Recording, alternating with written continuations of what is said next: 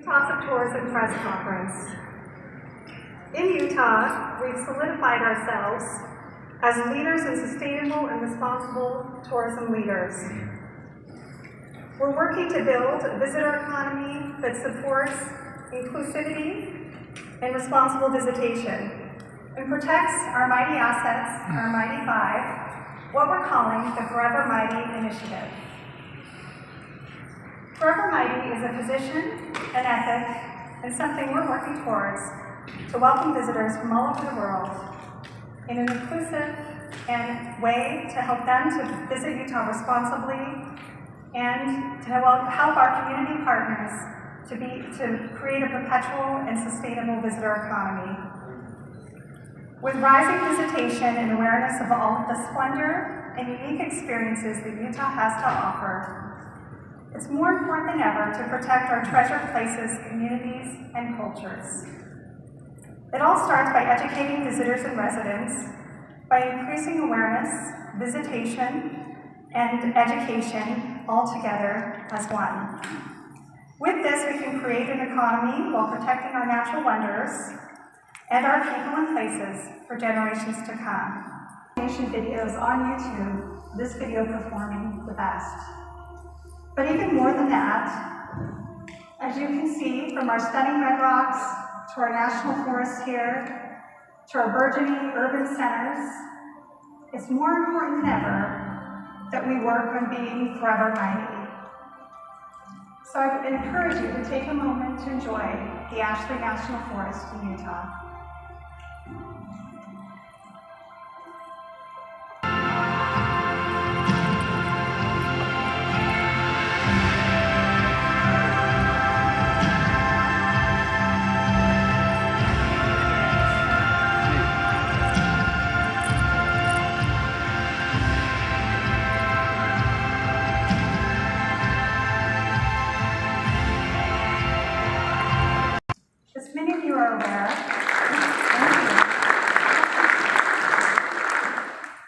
As many of you are aware, we were one of the few destinations that remained constant and present during COVID. We worked with our industry partners to educate, to innovate, and we continue to tell the story of Utah with all of you throughout. We didn't disappear, we leaned in, and we continued to activate and stay strong. And as we work on industry recovery, we continue to think about how we can innovate in this space and work on the Forever Mighty Initiative in new ways with international partners. One of these ways is how we're working with Tree Utah, a nonprofit partner in Utah, and America Unlimited in Germany. We're working with them with this partnership to plant trees both in Utah as well as in the National Forest in Germany. When a visitor books with America Unlimited, a portion of that booking goes towards planting trees in both of these areas and tree planting regions throughout Utah.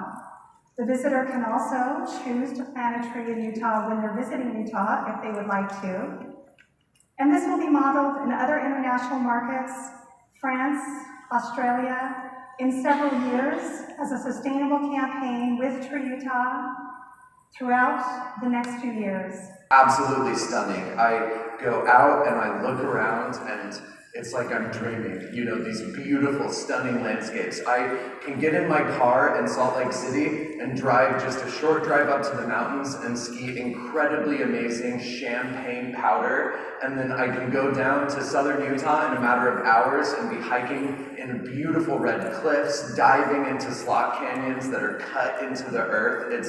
It's phenomenal. Utah is a place with a varied landscape. It's got something for everybody.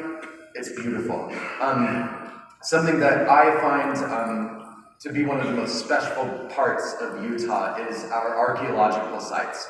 In the southeastern corner of the state, in the Four Corners region alone, Utah has over 100,000 archaeological sites to explore, and we at the state are working very hard to preserve those sites. We at the Office of Tourism recognize the need to protect these lands and to message correctly to visitors, to educate them on how they can protect these lands. You know, don't put your name on the rock wall. These are sites that are ancient. People have walked these places for countless centuries, and we're educating the public. As part of our Forever Mighty initiative, we are also working with BIPOC Indigenous voices. We're integrating BIPOC Indigenous writers and content creators in our website. We're also working with influencers and native businesses like Ancient Waves, pictured here. They're located near Monument Valley, near the Navajo Reservation. So we are working to engage with local guides so natives can tell their stories and share their heritage and give life to this place. That's part of our Forever Mighty initiative that we see as very important. We are working incredibly hard with our Forever Mighty initiative and our marketing to preserve these dark skies. We work with communities. How can you preserve your dark skies? What can you do to make sure the lights are facing downwards so we don't ever lose that? And, you know, like people have been doing for centuries, you can look up at the sky in Utah and you can be inspired. But for now, I'd like to introduce a very special chef from Utah who's working to keep our state unique and forever mighty through the celebration of native and pioneer dishes and preparation techniques. It's my pleasure to welcome Chef Tamara Stanger with the Lake House at Deer Creek.